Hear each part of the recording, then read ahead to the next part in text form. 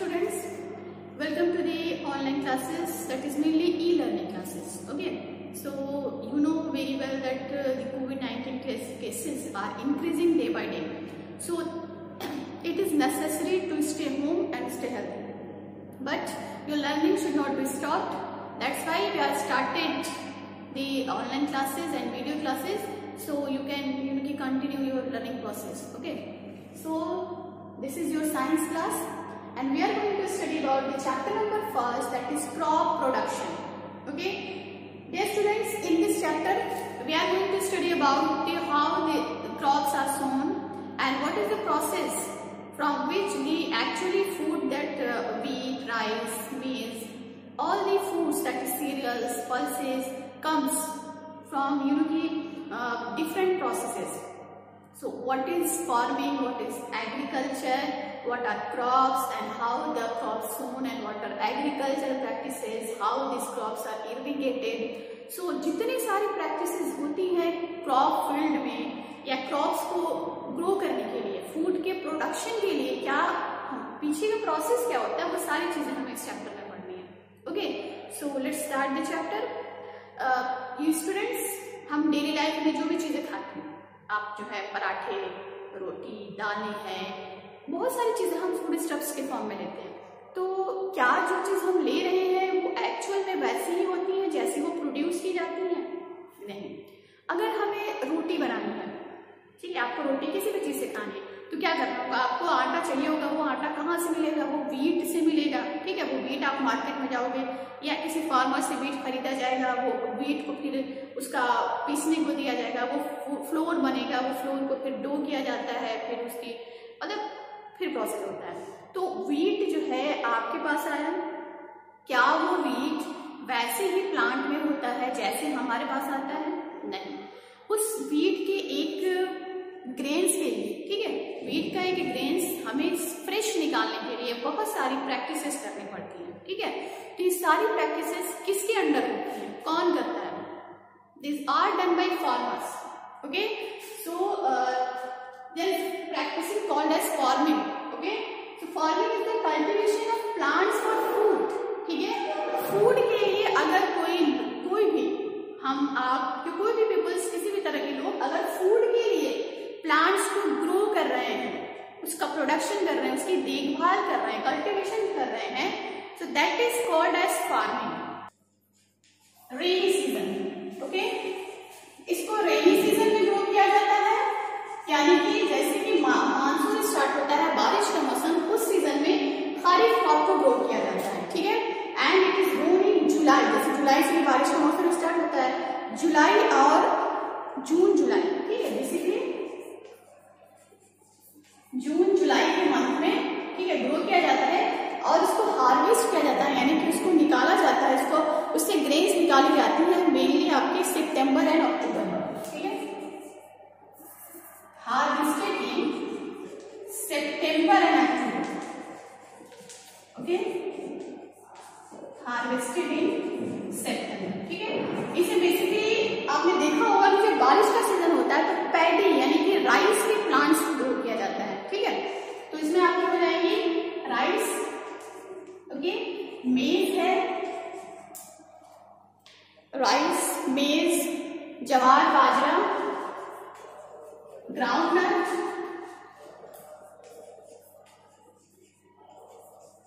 etc.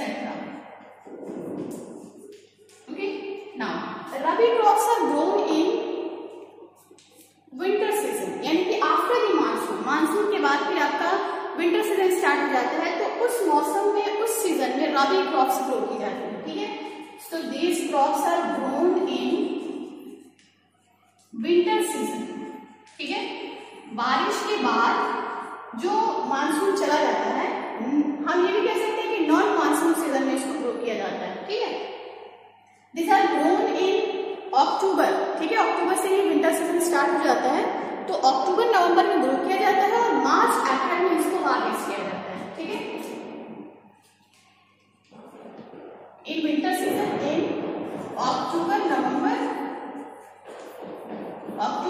में grow किया जाएगा and harvested in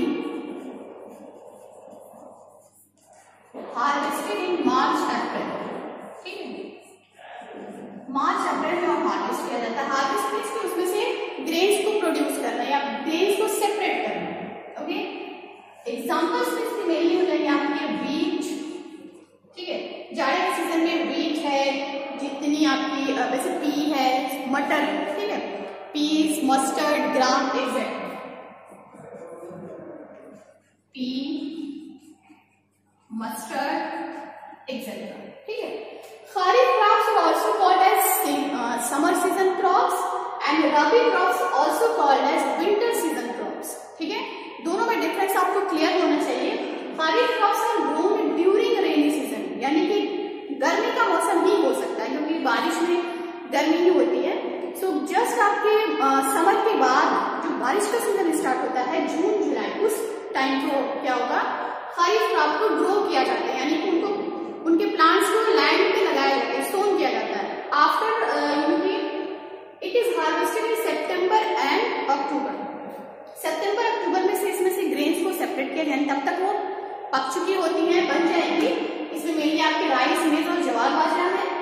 rabi crops जो है वो विंटर सीजन यानी कि बारिश के बाद इनको ग्रो किया जाता है, जहाँ पे थोड़ी ठंडक स्टार्ट हो जाती है। तो आपका अक्टूबर एंड नवंबर में इनको ग्रो किया जाता है एंड मार्च अप्रैल में हार्वेस्ट किया जाता है, okay, clear. Now we are going to discuss about the basic agricultural practices. Now we are going to discuss about the basic agricultural practices. Okay? Now, मतलब क्या क्या चीजें जो है, क्या क्या स्टेप्स होंगे हमें एग्रीकल्चर यानी कि फार्मिंग करने के लिए। Okay, now so there are different steps. सबसे पहले जो फार्मिंग के लिए क्रॉप प्रोडक्शन के लिए जो सबसे पहली चीज है that is the preparation of soil, ठीक है, यानी हमें सॉइल को सही करना है, उसको तैयार करना है क्रॉप के लिए, preparation of soil, okay.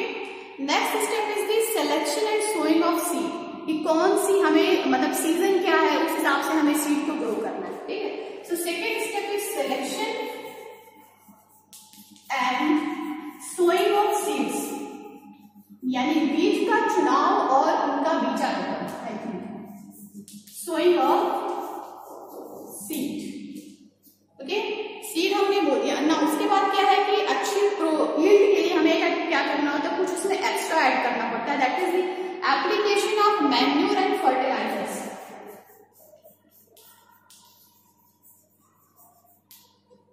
Application of manure and fertilisers, okay. Next irrigation का स्टेप है, यानी कि उसको भाई वाटर देंगे तभी प्लांट्स अच्छी तरह से ग्रो कर पाएंगे, ठीक है। तो irrigation is the giving water to plants, plants को वाटर देने का प्रोसेस जो है वो इरिगेशन होता है। उसके बाद होते हैं आपकी प्रोटेक्शन ऑफ वीड्स या protection from weeds, protection from weeds. Weeds जो अनवांटेड प्लांट्स होते हैं जो हमें नहीं बोना है वो भी ग्रो हो जाते हैं, तो उनको हमें कैसे हटाना है, उनको हमें अपने प्लांट से कैसे सेव रखना है। Protection of crops from paste and diseases, protection of plants from paste, यानी कि जो कीड़े मकोड़े प्लांट में लग जाते हैं, प्लांट्स को खा लेते हैं, उनको खराब करते हैं, तो उन्हें हमें इसको कैसे सेव करना है। Protection of plants from paste and diseases, कोई बीमारी हो गई है उससे कैसे बचाना है। Now harvesting, threshing and winnowing, ये सारी चीजें करने के बाद उसको हार्वेस्ट करते हैं, यानी उसको सेपरेट करते हैं। देन थ्रेशिंग एंड विनोइंग, अगर उसमें कोई उसकी पत्तियां वगैरह है या उसके क्या बोलते हैं उसको स्टिम्स हैं, तो उनको कैसे सेपरेट करना है। Threshing and winnowing, these are the steps of producing fresh crops. Storage of grain, last में ग्रेन्स हो गए तो उसको हमें स्टोर करना होता है। स्टोरेज ऑफ ग्रेन्स, ठीक है, ग्रेन्स स्टोर हो गए या फ्रेश ग्रेस, ठीक है। तो इतने सारे स्टेप्स करने के बाद हमें फ्रेश दाल है या फिर जो आपकी जो भी क्रॉप्स होती है, सीरियल्स यानी कि अनाज वाली जो क्रॉप्स होती हैं, पल्सेस वाली जो क्रॉप्स होती हैं, ठीक है, शुगर की क्रॉप है आपकी, प्लांटेशन के लिए जैसे कि टी कॉफी वगैरह है, इसमें टी की पत्तियां होती हैं, उनसे कैसे टी को निकाला जाता है। तो ये सारे स्टेप जो होते हैं इन सब चीजों को कंप्लीट करने के बाद होते हैं, ठीक है। So we will discuss the one by one each step in detail, okay.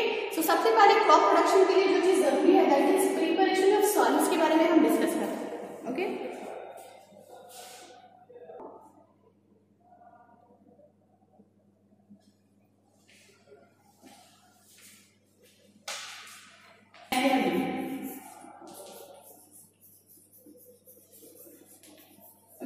इन सारे स्टेप को करने के लिए एग्रीकल्चर प्रैक्टिसेस में कुछ टूल्स यूज किए जाते हैं, ठीक है। सो जो भी टूल्स और जो डिवाइसेस यूज किए जाते हैं एग्रीकल्चर प्रैक्टिसेस में उनको बोलते हैं इम्प्लीमेंट्स। क्या बोलते हैं? Implements. So the devices used in the farming और agricultural practices are called as agricultural implements, ठीक है। तो यहाँ पे हमें क्या होगा, बहुत सारे इम्प्लीमेंट्स की जरूरत पड़ेगी, ठीक है। इन प्लविंग, बेसिकली प्लविंग प्रोसेस में इम्प्लीमेंट्स की जरूरत पड़ती है, ठीक है। प्लविंग मीन्स प्रिपरेशन, प्लविंग मीन्स की ब्रेकिंग ऑफ सॉइल, सॉइल को लूज करना, उसको तोड़ना, यानी सॉइल बिल्कुल प्लेन है, ठीक है, उसको ब्रेक करके उसको लूज करना ताकि उसके अंदर एयर वाटर अच्छी तरह से जा सके और उसके अंदर जो वो होते हैं फ्रेंड्स, फार्मर्स फ्रेंड्स होते हैं जैसे कि अर्थवर्म है, दूसरे कीड़े मकोड़े हैं, वो जाएं और सॉइल को फर्टिलिटी प्रोवाइड करें, ठीक है। तो इन सब चीजों के लिए जो है कुछ टूल्स जरूरत होती है, इनको इम्प्लीमेंट करते हैं, ठीक है।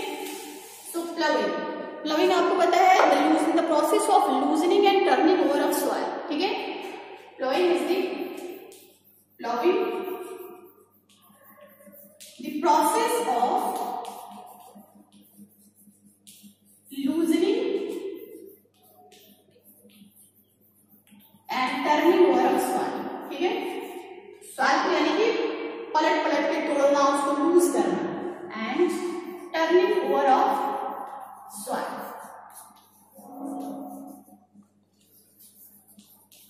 ठीक है। तो आपने अगर आप विलेज में विजिट किए होंगे, आपने आसपास आपने देखा होगा तो खेतों को कैसे जोता जाता है, कैसे प्लो किया जाता है, उसमें मेनली आपके हल का यूज करते हैं या बैलों के जो बैल होते हैं उनके थ्रू या आजकल ट्रैक्टर के थ्रू किया जाता है, ठीक है।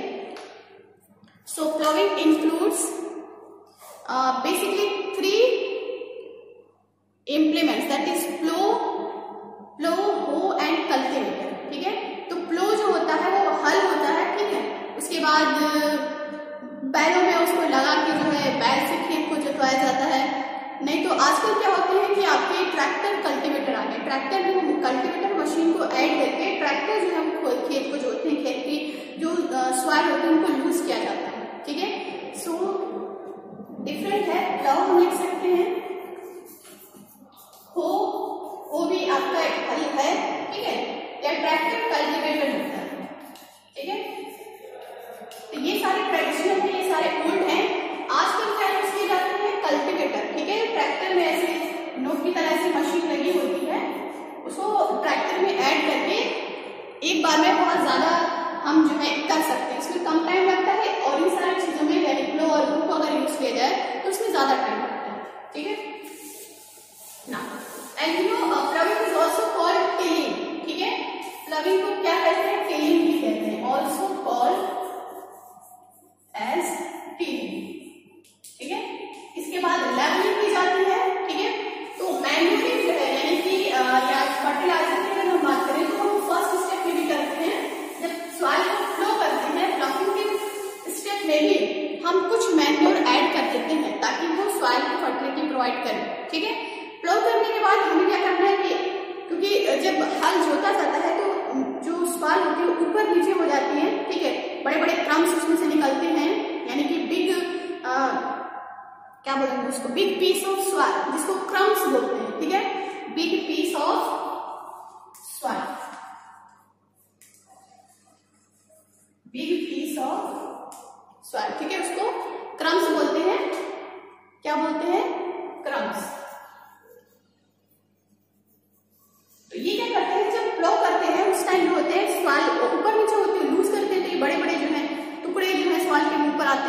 अब क्या करना है कि हमें कोई प्लांट्स लगाना है तो सॉइल एक जैसी होनी चाहिए, सॉइल को बिल्कुल प्लेन होना चाहिए। तो इसलिए क्या करते हैं, अब लास्ट में है लेवलिंग की जाती है, यानी कि सॉइल को चिकना किया जाता है। जो बड़े बड़े क्रम्स होते हैं उनको तोड़ा जाता है, तोड़ के बिल्कुल सॉइल को चिकना किया जाता है, ठीक है। तो वो एक वो आता है, उसको वुडन एक वो आती है, डिवाइस है, ठीक है, उससे ऐसे तोड़ सकते हैं, या आयरन का होता है, इसमें लकड़ी का वो लगा के ऐसे ऐसे कूटते हैं, ठीक है, आपने देखा होगा। तो इस तरह से करके सॉइल को लेवल किया जाता है, उसको बराबर किया जाता है, ताकि हम इक्वल डिस्टेंस पे जैसे भी हो प्लांट्स को बिल्कुल एकदम प्लेन जमीन पे ग्रो कर सकें, ठीक है।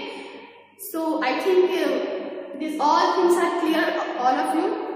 In next step we are going to discuss about the next topic, that is the selection and